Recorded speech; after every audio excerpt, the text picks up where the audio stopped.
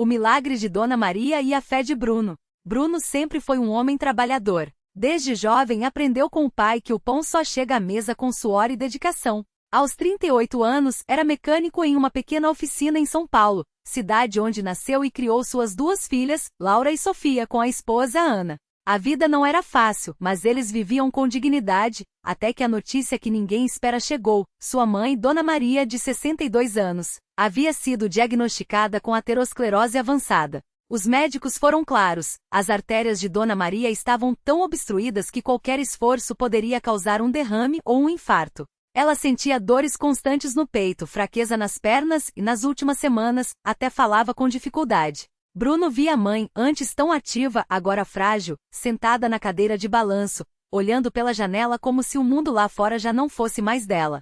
Filho, não quero ser um peso para vocês, ela dizia, com os olhos cheios d'água. Aquelas palavras doíam mais que qualquer diagnóstico. Bruno tentou de tudo: remédios caros, médicos renomados, dietas rigorosas. Mas cada consulta só trazia mais notícias ruins. Até que certo domingo, enquanto caminhavam pela rua próximo à casa deles, Ana parou em frente a um prédio simples, de portas azuis, onde um grupo de pessoas entrava em silêncio. Bruno, você já ouviu falar da Congregação Cristã no Brasil? Perguntou ela baixinho. Dizem que lá Deus faz milagres. Bruno franziu a testa. Ele não era de frequentar igrejas, mas o desespero falava mais alto. Vamos entrar, decidiu. Dentro do salão, tudo era diferente do que ele imaginava. Não havia banda, nem telões, nem palmas. Só irmãos e irmãs vestidos com simplicidade, homens de camisa social e gravata, mulheres com saias longas e cabelos presos. O ambiente era sereno, quase solene. No púlpito, um ancião de voz firme, mas tranquila, dirigia o culto. Irmãos, vamos cantar o hino 45, anunciou. Todos abriram seus inários e, sem nenhum instrumento, começaram a entoar: Jesus, meu Salvador, a ti venho buscar. A melodia era pura, vinda do coração. Bruno sentiu algo estranho no peito, como se uma paz que não conhecia o envolvesse. Quando chegou a hora dos testemunhos, uma irmã se levantou. Há 3 meses meu marido estava desempregado, e não tínhamos nem o que comer. Mas oramos, e Deus abriu as portas. Hoje ele tem um bom trabalho, e nossa casa está cheia de bênçãos. Outro irmão contou como fora curado de uma dor nas costas que o impedia de trabalhar. Bruno olhava tudo aquilo com os olhos úmidos. Será que Deus também poderia ajudar minha mãe? No final do culto, o ancião convidou os que tinham necessidades a se aproximarem para a oração. Bruno hesitou, mas Ana o puxou pela mão. Vamos, amor. Não custa tentar. Eles se ajoelharam ao lado de outros irmãos, e um homem de cabelos grisalhos, o irmão Paulo, colocou a mão em seu ombro. Irmão, qual é o seu pedido? Bruno engoliu o choro. É minha mãe, irmão. Os médicos dizem que não há mais jeito. Ela está muito doente. O irmão Paulo fechou os olhos e começou a orar em voz alta, com uma fé que Bruno nunca havia visto. Senhor Jesus, tu és o médico dos médicos. Tocai no corpo de Dona Maria e restaurai suas artérias, para que ela possa viver e louvar o teu nome. Bruno sentiu as lágrimas caírem. Não eram lágrimas de tristeza, mas de uma esperança que nascia dentro dele. Quando se levantou, o irmão Paulo olhou nos seus olhos e disse: Não desanime, irmão. Deus ouve as nossas orações. Volte na quarta-feira para a reunião de oração. Traga sua mãe se ela puder vir. Na quarta-feira, Bruno e Ana ajudaram Dona Maria a se arrumar. Ela estava fraca, mas insistiu em ir se é para me despedir desse mundo. Quero fazer isso perto de Deus, disse. No culto, o ambiente era ainda mais íntimo. Poucas pessoas, mas todas com o mesmo propósito: buscar a Deus. O ancião leu Salmos 34, 19. Muitas são as aflições do justo, mas o Senhor o livra de todas. Depois convidou os enfermos a se levantarem para serem ungidos com óleo. Bruno seguiu as instruções, tremendo por dentro. Quando o ancião ungiu a testa de Dona Maria e orou, pedindo a cura em nome de Jesus, algo aconteceu. Não foi um raio, nem um barulho. Foi um silêncio tão profundo que todos sentiram. Dona Maria fechou os olhos, respirou fundo, e depois de alguns segundos, suspirou. Glória a Deus, murmurou. No dia seguinte, ela acordou diferente. Bruno, meu filho, me ajuda a levantar, pediu. Ele a apoiou, esperando o pior, mas Dona Maria se levantou sozinha. Mãe, você está melhor? Perguntou, incrédulo. Ela sorriu. Sinto como se um peso tivesse saído de mim. Nos dias seguintes, as dores no peito diminuíram. Ela voltou a cozinhar, a arrumar a casa, a brincar com as netas. Uma semana depois, no retorno ao médico, os exames mostravam uma melhora inexplicável. Isso não tem explicação médica, admitiu o cardiologista. Bruno sorriu. Eu sei qual é a explicação. No domingo seguinte, Bruno, Ana e Dona Maria voltaram à congregação cristã. Dessa vez não como suplicantes, mas como testemunhas. Quando o ancião convidou os que tinham um milagre para contar, Bruno se levantou com a voz embargada. Irmãos, eu vim aqui há algumas semanas com o coração partido. Minha mãe estava à beira da morte. Mas Deus, em sua misericórdia, a curou. Hoje, ela está aqui de pé louvando ao Senhor. O salão encheu-se de glória a Deus e aleluia. Dona Maria, com lágrimas nos olhos, acrescentou, eu não merecia, mas Deus teve piedade de mim. Agora, minha vida é dele. Depois do culto, o irmão Paulo se aproximou de Bruno. Irmão, você já pensou em se batizar? Bruno olhou para Ana, que sorriu. Sim, irmão. Quero servir a Deus de todo o coração. Pouco tempo depois, em uma manhã de sol, Bruno foi batizado nas águas, confessando Jesus como seu Salvador. Quando emergiu da água, sentiu que não era mais o mesmo. Aquele homem cheio de medos agora tinha uma certeza, Deus era real, e ele ouvia as orações dos seus filhos. Anos se passaram. Dona Maria, hoje com 70 anos, ainda frequenta a congregação cristã no Brasil, sempre com seu inário na mão e um sorriso no rosto. Bruno se tornou um irmão dedicado, ajudando na limpeza do templo e visitando os enfermos. Laura e Sofia cresceram na fé, e Ana se tornou uma irmã ativa nas reuniões das mulheres. Certa vez, um jovem que havia chegado à igreja com um problema no coração perguntou a Bruno, irmão, como você teve tanta fé? Bruno sorriu e respondeu, fé não é algo que a gente tem sozinho, é algo que a gente aprende quando vê Deus agindo. Na congregação, eu vi irmãos orando com lágrimas, vi milagres acontecendo, vi vidas transformadas. E quando você vê Deus trabalhando, não tem como não crer. Ele olhou para o crucifixo na parede do templo e completou. A lição que aprendi é esta, Deus não desampara os seus. Às vezes, a cura demora. Às vezes, o milagre vem de um jeito que a gente não espera. Mas uma coisa é certa, quando a gente busca a Deus de verdade, Ele nunca nos deixa sem resposta. E a congregação cristã é um lugar onde a gente aprende a buscar a Ele do jeito certo, com humildade, com oração e com fé. E assim, mais uma história de milagre se juntava às muitas outras que há mais de 100 anos, são contadas nos templos simples da congregação cristã no Brasil, onde a fé é pura, a doutrina é sólida e Deus, em sua bondade, continua operando maravilhas. Naquela mesma noite, enquanto o irmão José compartilhava seu testemunho, uma irmã chamada Maria, que estava sentada nos bancos da frente, sentia o coração apertado. Ela já havia ouvido muitas histórias de milagres, mas a sua própria luta parecia não ter fim. Seu filho, Lucas, de apenas 7 anos, estava há meses em uma batalha contra uma doença rara que os médicos não conseguiam diagnosticar com precisão. As dores eram constantes, as noites em claro se multiplicavam, e as orações, embora sinceras, pareciam não ser respondidas. Maria já tinha levado o menino a vários hospitais, feito exames, consultado especialistas, mas as respostas eram sempre as mesmas. Não sabemos o que é. Vamos tentar outro tratamento, prepare-se para o pior. Ela sentia que a cada dia a esperança se esvaía como areia entre os dedos.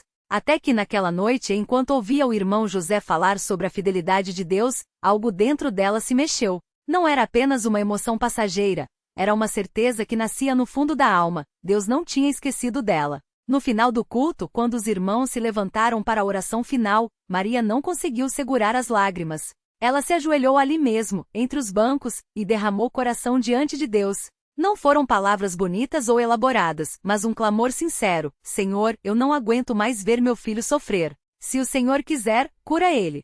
Mas se não for da tua vontade, me dá forças para suportar. Só não me deixa desistir de ti. Os irmãos ao redor dela perceberam seu pranto e, sem precisar de palavras, se aproximaram. Mãos se estenderam sobre seu ombro, vozes se uniram em súplica. O templo, que já era um lugar de paz, parece que se encheu de uma presença ainda mais forte naquela hora. Maria sentiu como se uma corrente de fé a envolvesse, como se cada irmão ali estivesse carregando seu fardo junto com ela. Na manhã seguinte, Maria acordou com um peso no peito, mas também com uma estranha tranquilidade. Quando foi ver Lucas, notou algo diferente. O menino, que há semanas acordava chorando de dor, abriu os olhos e sorriu. Mãe, hoje eu não sinto nada, disse, esfregando os olhinhos sonolentos. Maria não quis se iludir, afinal, já tinha visto melhora temporárias antes.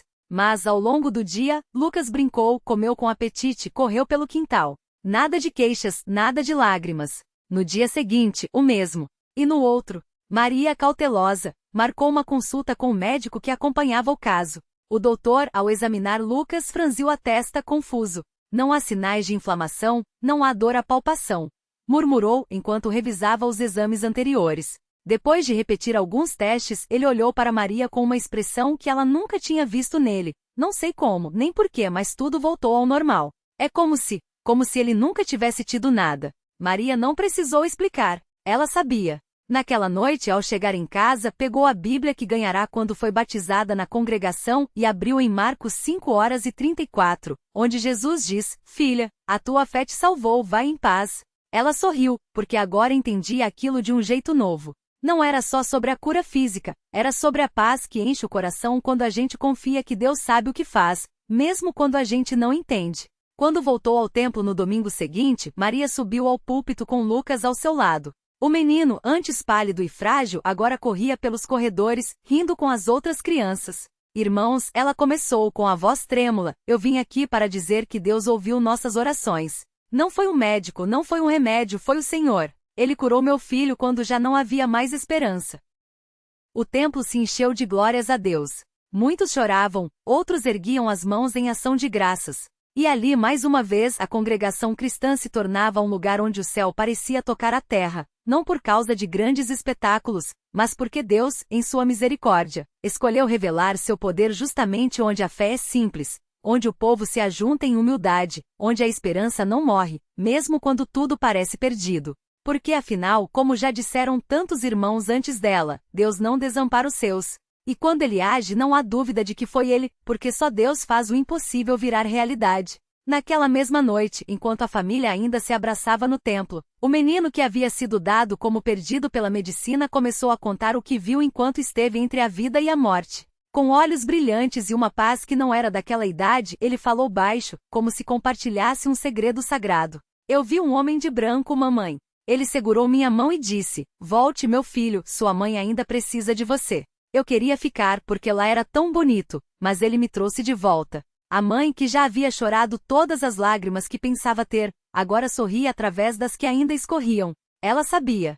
Não era sonho, não era coincidência. Era Jesus. O mesmo Jesus que ela havia clamado em noites de desespero. O mesmo que os irmãos da igreja haviam invocado em oração unânime. Nos dias que seguiram, médicos ficaram sem palavras. Exames que antes mostravam um quadro irreversível agora não apresentavam sequer vestígios da doença. Um deles, que havia sido cético desde o início, balançou a cabeça e murmurou para o colega: Isso não tem explicação científica. Ou a gente aceita que há coisas além do que a gente entende, ou a gente vive negando milagres. Mas o maior testemunho não veio dos hospitais, e sim da própria família. O pai, que antes mal pisava na igreja, agora era o primeiro a chegar nas reuniões.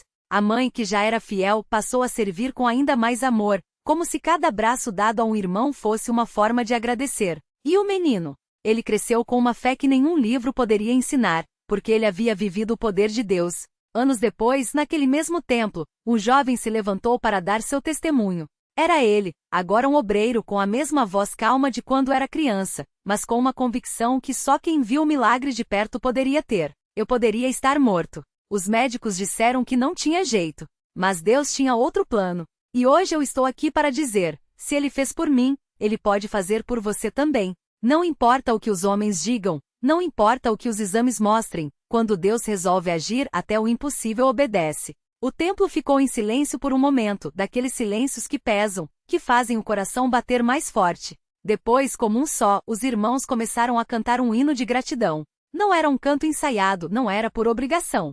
Era a resposta natural de quem sabe, no fundo da alma, que está diante de algo sagrado. Porque na congregação cristã, os milagres não são lendas do passado. Eles acontecem no hoje, no chão de fábrica, no leito de hospital, no coração do irmão que já não tinha forças. E cada vez que um impossível se torna real, é como se Deus sussurrasse ao mundo: eu ainda estou aqui. E onde há fé eu me manifesto. E assim, mais uma história de poder divino se juntava às tantas outras que só os que creem de verdade podem contar. Porque Deus não muda. Ontem, hoje e sempre, Ele é o Deus dos milagres. E a igreja? A igreja continua sendo o lugar onde os corações quebrantados encontram a mão que os levanta. Naquela mesma noite, enquanto os irmãos ainda cantavam com lágrimas nos olhos, uma mulher chamada Marisa, que estava no fundo do salão, sentiu algo diferente dentro de si. Ela havia chegado à igreja arrasada, com o peso de uma notícia que parecia não ter solução. Seu filho, Lucas, de apenas 7 anos, estava internado há semanas com uma doença rara que os médicos não conseguiam diagnosticar com precisão. Os exames mostravam que seus órgãos estavam falhando pouco a pouco, e os especialistas, com voz baixa e olhares compassivos, já falavam em preparar a família para o pior. Marisa tinha vindo à igreja mais por desespero do que por esperança. Não conseguia mais orar, as palavras não saíam. Só chorava. Mas ali naquele momento, enquanto ouvia os irmãos louvar a Deus com tanta convicção, algo dentro dela começou a se mexer. Não era apenas emoção. Era como se uma voz suave, mas firme lhe dissesse: confie, eu estou aqui. Ela não entendeu como, mas sentiu uma paz que não fazia sentido diante da tempestade que vivia. E então, sem planejar, Marisa se levantou. Com as pernas trêmulas, caminhou até a frente do salão, onde os ancianos estavam. Não precisou dizer nada. O irmão mais velho, que já a conhecia das visitas que fazia às famílias, apenas a olhou nos olhos e estendeu as mãos sobre sua cabeça. A paz do Senhor, minha irmã. Ele disse com aquela voz serena que só quem vive uma vida de oração tem. Deus conhece sua dor, e Ele não desampara os seus. Marisa não conseguiu segurar as lágrimas. Mas dessa vez não eram lágrimas de desespero. Era como se algo dentro dela soubesse que naquele exato momento o céu estava ouvindo. Enquanto os irmãos continuavam a cantar, ela voltou para seu lugar, mas seu coração já não era o mesmo. Não tinha uma explicação lógica, não via nenhuma mudança ainda no quadro do filho, mas uma certeza inundava sua alma: Deus ia agir. E Deus agiu. Na manhã seguinte, quando Marisa chegou ao hospital, os médicos a chamaram com uma expressão que ela não via há semanas: esperança. Os exames daquela madrugada mostravam uma melhora inexplicável. Os níveis que estavam críticos agora apresentavam uma estabilização surpreendente. Um dos médicos, mais velho e cético, apenas balançou a cabeça e murmurou: não tem explicação médica para isso. É como se algo tivesse mudado de uma hora para outra. Marisa sorriu. Ela sabia o que tinha acontecido. Nos dias que seguiram, Lucas continuou a se recuperar de maneira que deixou a equipe médica boquiaberta. Em menos de 2 semanas, ele recebeu alta. Os médicos disseram que era um caso raro de remissão espontânea, algo que acontecia em menos de 1% dos pacientes. Mas Marisa e sua família sabiam a verdade: não era sorte. Era um milagre. Um milagre que começou no momento em que, numa simples reunião da congregação cristã, um coração quebrantado encontrou a mão de Deus. E assim como tantas outras histórias que só os que creem de verdade podem contar, mais um testemunho se juntava àquela corrente de fé que nunca se interrompe. Porque Deus não escolhe lugares grandiosos para mostrar seu poder. Ele age onde há um coração sincero, uma igreja que ora e uma fé que, mesmo pequena como um grão de mostarda, é suficiente para mover montanhas. E a igreja? A igreja continua sendo o refúgio dos que não têm mais para onde ir, o lugar onde o impossível encontra a porta da fé. E onde, a cada dia, Deus prova que ainda faz o que só Ele pode fazer: transformar dor em alegria, medo em paz e morte em vida. O milagre completo. Aquele coração quebrantado pertencia a Clara, uma mulher que há anos carregava o peso de um diagnóstico sem esperança. Os médicos haviam dito que seu filho, Daniel, não resistiria à doença rara que lhe roubava as forças. Mas naquela reunião, entre cânticos simples e orações sinceras, ela ouviu uma voz no íntimo: confia em mim. Não foi um som, mas uma certeza que a envolveu como um abraço. E Clara, pela primeira vez em meses, chorou não de dor, mas de rendição. Na semana seguinte, os exames surpreenderam a todos. Os índices que antes apavoravam agora apontavam para uma remissão inexplicável. Isso não tem explicação médica, admitiu o médico, enquanto Clara sorria, sabendo que a explicação estava além dos laboratórios. Daniel não só sobreviveu como recuperou a saúde de forma gradual, mas incontestável. Os vizinhos que antes evitavam o assunto por pena, agora perguntavam: como? E ela respondia com os olhos brilhando: Deus fez o que só Ele pode fazer. Reflexão final. Há milagres que não vêm com trovões ou luzes cegantes, mas na quietude de uma fé que persiste quando tudo diz para desistir. Deus não precisa de palcos. Ele age onde há um coração disposto a crer, mesmo quando a lógica grita impossível. A igreja não é um prédio de paredes frias, mas um corpo vivo onde a esperança respira, onde o desespero encontra um eu estou contigo que muda tudo. Lição de vida. O milagre não começou no dia em que Daniel sarou, mas no instante em que Clara escolheu confiar além do que via. A fé não é a ausência de medo, mas a coragem de dar um passo mesmo tremendo. E Deus? Ele ainda hoje escreve histórias com finais que a ciência não explica, mas que a alma reconhece. Isso foi ele. Porque no fim os maiores milagres não são aqueles que mudam as circunstâncias, mas os que transformam nós e nos fazem testificar, com lágrimas de gratidão. Não era sorte. Era Deus.